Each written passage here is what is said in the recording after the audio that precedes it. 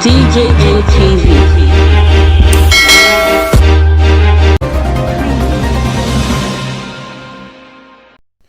Niger State Governor don receive 53 people when bandits when carry kalash bin kpake.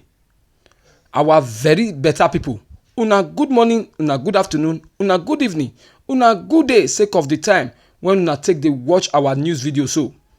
Now with very boboty mind, I take dey welcome una to our ogbonge and correct TV when be DJM TV, day-to-day tori update for inside DJM TV. My name na Stanley Okocha. Na me wan still yarn una the ogbonge tori when don shele for this time. Our tori for this time na the one of jollimentation sake of say the Niger State Governor when im name be Alhaji Abubakar Sani Bello don welcome the 53 passengers when men when carry kalash bin kpake enter inside bush last week. Sabi say the 53 passengers bin dey travel for inside one of the Niger State Transport Authority NSTA bus when dem kpake dem. As the governor dey welcome dem today for inside the government house when dey for inside the capital of Niger State when be Minna, e come yarn say the bandits when be kpake dem come let the passengers comot from their hand after they don do serious talk, consultment and serious hard work.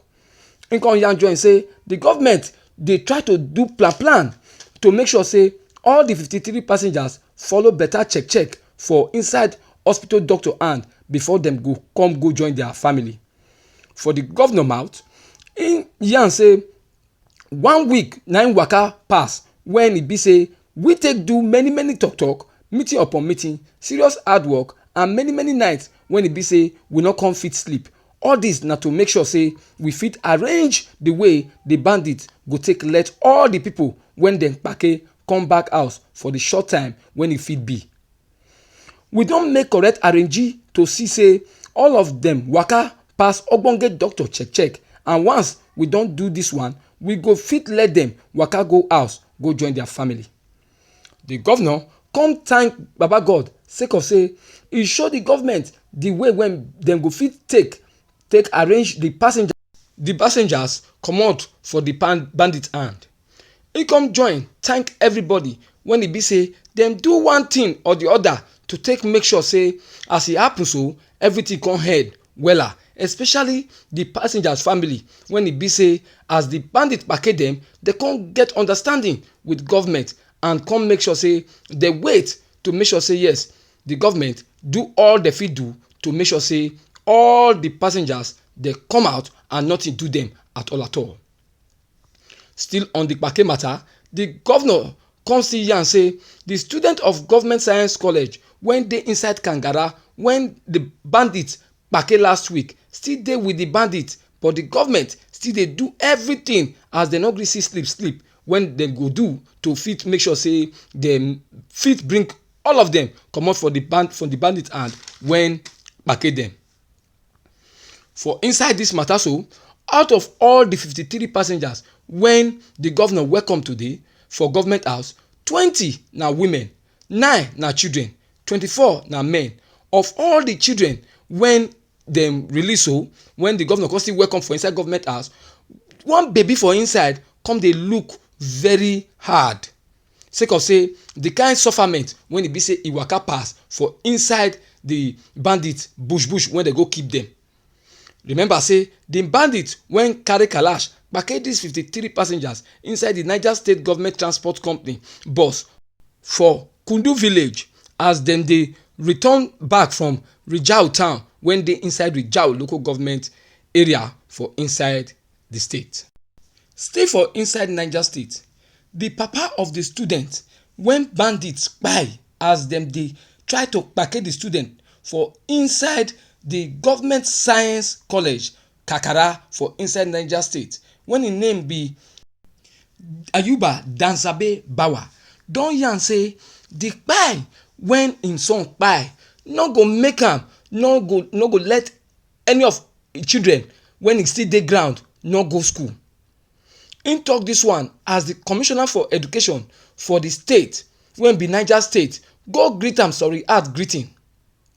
For im mouth, im yarn say im dey happy for the greeting for sake of say e show say the government show love and dem get back when e be say dem suppose do for am, as sake of say dem come send the commissioner come from government house to come give am sorry heart greeting. Before then, the commissioner name when be Mrs. Ananatu come talk say na with sorry heart na im dey take come, sake of say the governor see wetin happen to the family, and e no good say for this kind time so when the family dey cry for inside mind dem go just leave them like that. Na the governor come take send her and some other people when e follow her come to come show sorry heart when the government get for the family. The people when e follow the commissioner for education for Niger state go there come be the commissioner for mineral resources when e name be Oga Sunday Kolo, the director general for religion matter for the state when be Malam Umar Farouk, and the Christian Association of Nigeria backman when be Pastor Raphael Opawonye, big ogas for the Ministry of Education and some principals of the school. So she come here and say na sorry heart greeting o na im dey carry come, and so make the family just bear am say cause say wetin don happen e don happen. Dem come talk say e too pay dem too, say that the kind kpai when the pikin e kpai because nobody know tomorrow, nobody know wetin the pikin wan become. E fit be say na im for be that great scientist wey be say e for come make everything dey wella for Naija. The family of the student come see thank the commissioner and the governor and even the teachers when e follow dem come. Dem come tell the government say make the government try, sake of say the ones when e dey make government fit bring all of them come out. Say if it fit happen like that, say dem really come out and nothing do them, e go come be say the kpai when their pikin kpai e no go just kpai go like that, and so dem go happy say yes at least their pikin kpai for something, I mean for the other students to fit come back. So the Mrs. Anatu when be the commissioner for education for Niger state come say yes, say the governor of the state and even the other people when the matter concern, all of them no dey sleep, sake of say all of them dey do better waka to see say all those ones when e still dey the bandit and for inside bush dey fit bring them come back. She come still yarn say apart from that, the government dey do wetin dem go fit do to make sure say every other school dey get better security when e be say this kind thing no go fit come happen for inside school again, when e be say bandits go just waka enter school as they like and make sure dem come carry people when e be say dem people send go learn book, and government dey hope say yes when those ones fit learn book come dem go come make everywhere dey better wella. Country people, na here our tori for this time for una ground. We wan thank una for all the time wey be say una don take dey watch us since, and we wan beg una say make una like and comment for our comment box so that we go know how una feel concerning this story. And again, if get any observation wey una get, make una still knack am for the comment box so that we go know how we go take dey work on every area of our news to fit dey make am wella the way be say una go dey fit still dey get am the way una like am. So until next time when we go come una way again with another ogbonge tori wey go don shele for that time, my name na Stanley Okocha for DJM TV News. Una do well. DJM TV. DJM TV.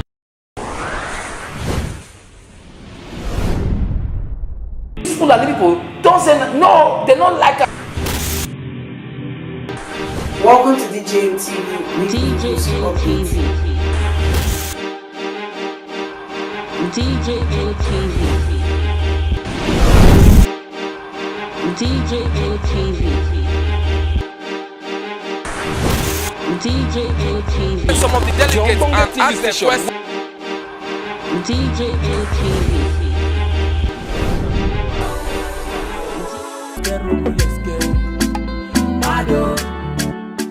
DJM TV. DJM TV. DJM TV.